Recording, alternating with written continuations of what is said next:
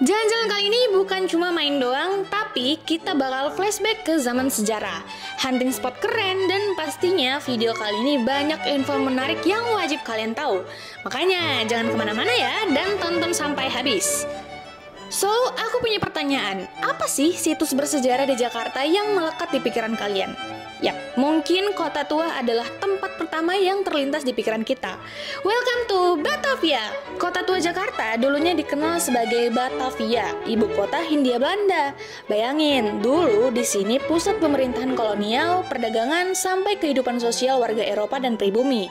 Sampai sekarang, kawasan wisata Kota Tua Jakarta masih sering dikunjungi wisatawan lokal sampai mancanegara loh. Untuk ke kawasan Kota Tua kali ini, aku menggunakan KRL dengan rute terakhir yaitu Jakarta Kota. Keluar stasiun, kamu udah sampai di Kota Tua. Mudah banget kan aksesnya? Oh iya, stasiun kereta api Jakarta Kota adalah stasiun tertua yang dibangun sejak 1870 loh. Dan ya, sampai sekarang stasiun ini masih aktif digunakan untuk jalur komuter lain Jabodetabek. Fun fact, stasiun ini memiliki sebutan lain yaitu Stasiun Beos.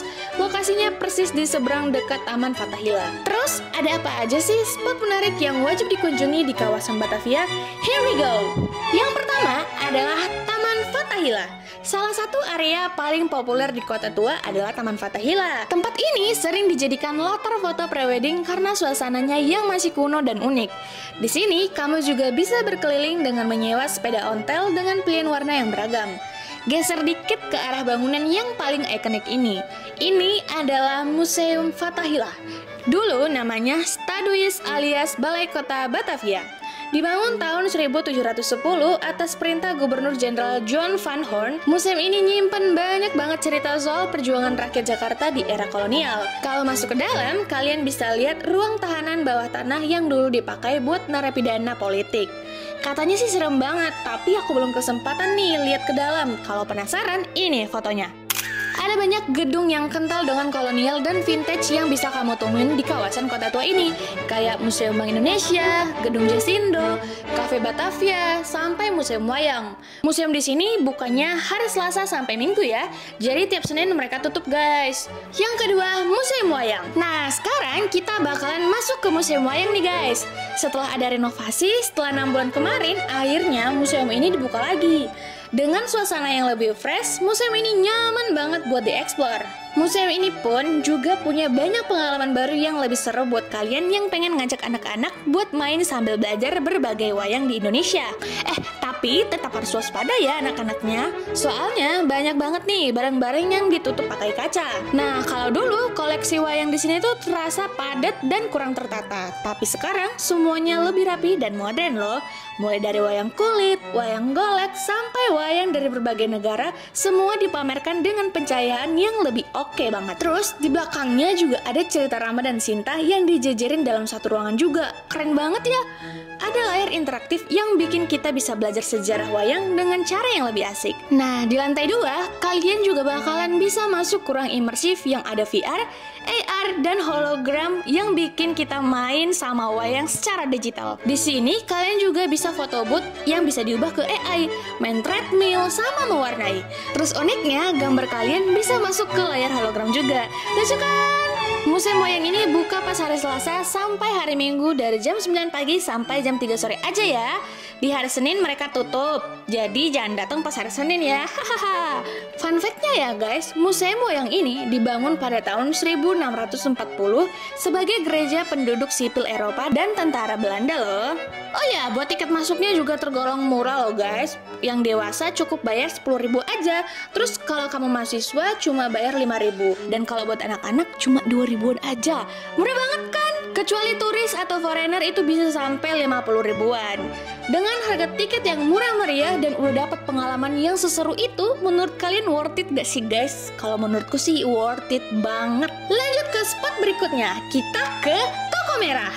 Bangunan berbata merah yang sangat mencolok ini salah satu yang tertua di Jakarta, dibangun sekitar 1730 dan terletak di sisi barat Kanal Utara Kali Besar. Sejak didirikan di era VOC, Toko Merah berkali-kali berubah fungsi dan kepemilikan. Sekarang, tempat ini dijadikan kafe. Masih banyak space kosong di sini. Kalau kata salah satu karyawan di sini sih bilang bakal direnovasi lagi.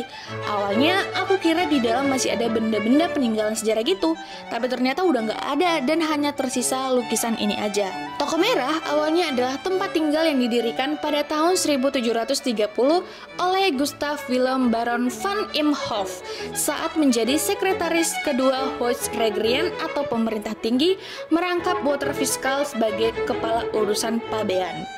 Di balik bangunannya yang kokoh, Toko Merah ini ternyata menyimpan sejarah atau cerita kelam.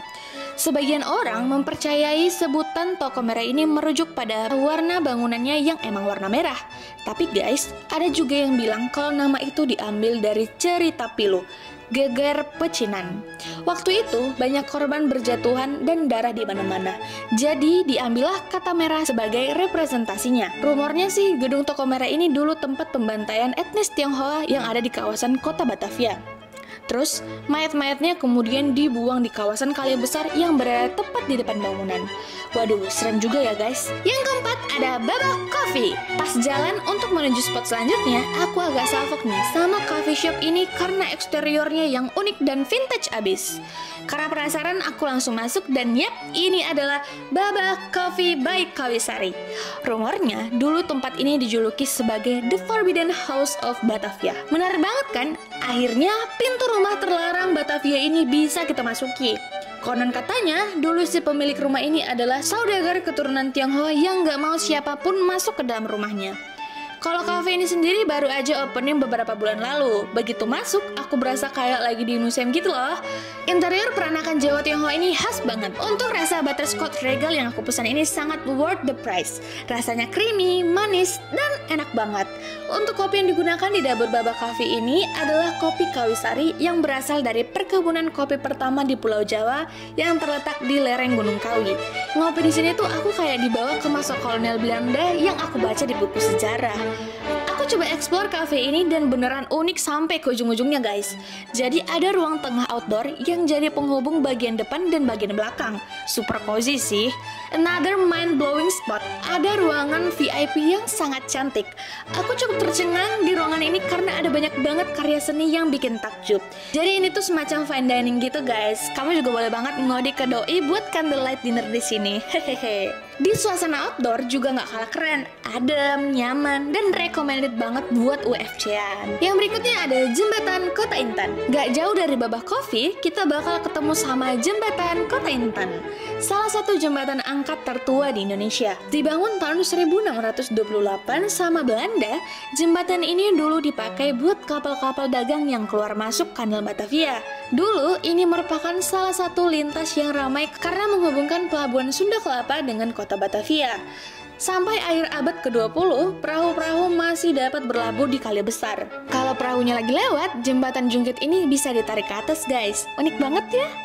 Dan jembatan sepanjang 30 meter dengan lebar 4,4 meter ini dipagari dan ada penjaganya. Jadi nggak semua orang bisa masuk ke dalamnya ya. Karena itu juga jembatan ini masih kelihatan terawat. Lantai jembatan ini terbuat dari kayu dan besi yang menghubungkannya dan dicat warna coklat. Disebut Jembatan Kota Intan karena letaknya berada di bekas Bastion Daiman atau Intan, salah satu bagian dari Kastil Batavia yang udah runtuh. Jembatan ini juga punya nama lain loh guys, yaitu Jembatan Pasar Ayam. Katanya karena deket sama Pasar Ayam. Ada juga yang bilang kalau namanya itu Jembatan Inggris. Kalau kalian taunya ini jembatan apa? Pelabuhan Sunda Kelapa. Nah, buat kalian yang pengen ngerasain sunset tapi low budget, kalian bisa banget nih ke Pelabuhan Sunda Kelapa. Di sini kalian bakalan diajak keliling pelabuhan naik perahu yang dibawa sama beberapa pekerja yang emang mata pencariannya di sini. Oh iya, Pelabuhan Sunda Kelapa ini udah dikenal dari abad ke-12 yang awalnya berfungsi sebagai pelabuhan perdagangan penting bagi kapal-kapal dari Tiongkok, Jepang, India Selatan, dan Timur Tengah. Biasanya sih, kapal-kapal ini bawa barang-barang kayak porselen, kopi, dan kain sutra buat ditukar sama rempah-rempah dan hasil perkebunan lainnya.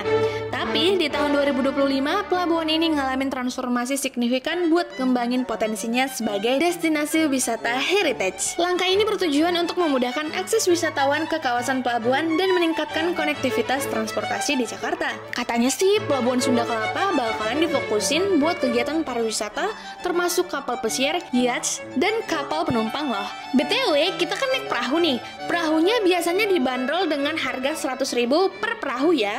Dan biasanya harganya juga beda-beda tiap orang. Jadi pinter-pinter kalian aja deh buat cari yang paling murah. Hihihi. Menurut aku sih worth it banget ya guys. Dengan harga segitu kita udah bisa nikmatin angin sepoi-sepoi dan pasti kedapatan sunset yang bagus banget di jamnya.